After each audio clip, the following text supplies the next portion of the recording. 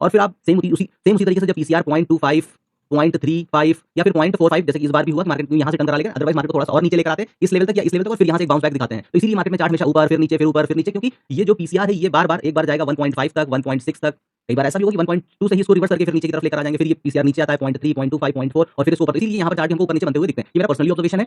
हो सकता है कि मे बी मैं ये गलत हूँ, लेकिन एक लंबे टाइम में मैंने जब भी देखा है कि पीसीआर जब 1.6, 1.7 तक अगर पहुंचे तो फिर वहां से एक ट्रेमेंडस सेलिंग नीचे को दिखती है। क्यों? क्योंकि यहाँ पर पुट सेलर ज्यादा हो गए हैं, तो जिधर वॉल्यूम ज्यादा होगा मार्केट उसी साइड के लोगों को ट्रैप करेगी, क्योंकि वहां पर लिक्विडिटी ज्यादा होती है। ठीक है, सेम उसी तरीके से फ्राइडे को पीसीआर 0.45 पहुंच गया था, यानी कि कॉल सेलिंग पुट सेलिंग के कंपैरिजन में ऑलमोस्ट डबल हो चुकी थी। तो अब अगर बड़े इंस्टीट्यूट को प्रॉफिट बनाना है तो उनको लिक्विडिटी किधर मिलेगी? जो कॉल सेलर्स हैं, कॉल सेलर्स मतलब मार्केट में वो बियरिश है, तो अब जब वो मार्केट को बुलिश करेंगे तो जितने बियरिश हैं जो सेल करके बैठे हैं वो ट्रैप होंगे और अपनी पोजीशन एग्जिट करेंगे। तो ये उसी का रिजल्ट यहाँ पर देखने को मिला। मेरे दिमाग में ये चल रहा था कि शायद आज मार्केट यहाँ पर 0.25 तक जाए, थोड़ा सा बियरिश, और उसके बाद ये मूवमेंट जो आज आया है ये कल का मैं एक्सपेक्ट कर रहा था, लेकिन ये मूवमेंट एक दिन पहले ही इन्होंने बना दिया। तो वैसे भी अगर देखा जाए तो पूरी हवा एक्सपायरी की इन्होंने एक दिन पहले ही निकाल दी है, और लास्ट वीक में भी expiry almost I think flat ही गई थी। तो अब कल मुझे ऐसा नहीं लग रहा कि करने के लिए बहुत कुछ बचा होगा। अगर मार्केट में फिर बोल रहा हूं कि आज मार्केट बहुत बढ़िया हेल्दी कैंडल बनाई है, बहुत लोग पोजीशंस लेकर गए होंगे, तो कल मार्केट यहाँ पर गैप अप भी ओपन हो सकती है।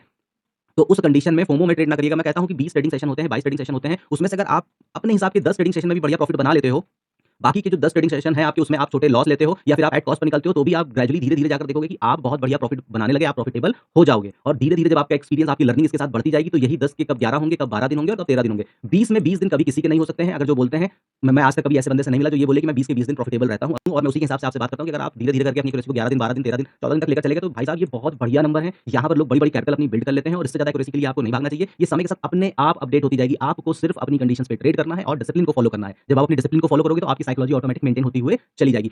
ये एक ऊपर स्ट्रॉन्ग रेजिस्टेंस दिखेगा हमको 880 से लेके 920 का।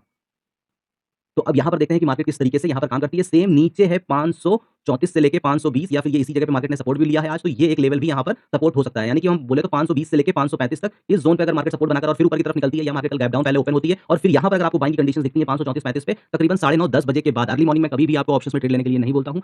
मैं सिर्फ यही बोलता हूँ कि जो मैं यहाँ सिखा रहा हूँ इसको आप चार्ट पर रियल टाइम मार्केट में देखो, एनालिसिस करो। मैं यहाँ पर आपको कोई भी ट्रेड लेने के लिए प्रमोट नहीं कर रहा हूँ। सिर्फ यहाँ पर मैं अपने एक्सपीरियंस को, अपनी नॉलेज को आपके साथ शेयर कर रहा हूँ। तो यहाँ पर सबसे बेस्ट कंडीशन यही होगी कि अगर मार्केट एक बार गैप डाउन हो और कुछ लोगों को लगे कि नहीं आज मार्केट नीचे जा रही है, और कल की रेंज की ये 0.5 पाँच जो कि है 534, 25,534, अगर ये इसके नीचे जाती है तो थोड़ा-सा मेरा कन्विक्शन लो होगा, लेकिन अगर ये 530, 34, 35 से लेके इसी ज़ोन में अगर सपोर्ट बनाकर और फिर ये ऊपर की तरफ निकलती है और अपने हाई को बीट करती है, तो फिर मार्केट पहले तो इस हाई के लिए आएगी और फिर यहाँ से 720, 760 के लेवल के लिए बड़े आराम से जाते हुए दिखेगी। फिर बाकी हम आज की क्लोजिंग से देख लेते हैं कि अगर मार्केट इस लेवल तक पहुँचती है 25,880 तक, तो तकरीबन 200 पॉइंट हो जाएँगे, और अगर 900, 905 तक पहुँचती है तो 220, 222 पॉइंट हो जाएँगे। तो यानी कि परफेक्ट यही रेंज होने वाली है। हाँ, कल अगर मार्केट एक बड़ी सी गैप अप खुलने के बाद एक बड़ी सी कैंडल कुछ ऐसी बनाकर फॉर्म कर देती है, अगर 15 मिनट में एक बड़ी रेंज बन जाती है 150 पॉइंट की, 250 की, और उसके बाद वो आकर यहाँ कहीं बीच में क्लोज कर देती है, तो फिर उस दिन कुछ करने वाला नहीं रहता, क्योंकि उसका हाई और लो आप मार कर लो, और मोस्टली मार्केट इसी ज़ोन में चलती रहेगी। और आज जितनी भी ये पोजीशंस बिल्डअप थी इस जगह पर, इन सबको मार्केट ने वैसे ही सब आज भुना लिया है, तो कल बहुत कुछ करने के लिए एक्सपायरी में नहीं बचेगा।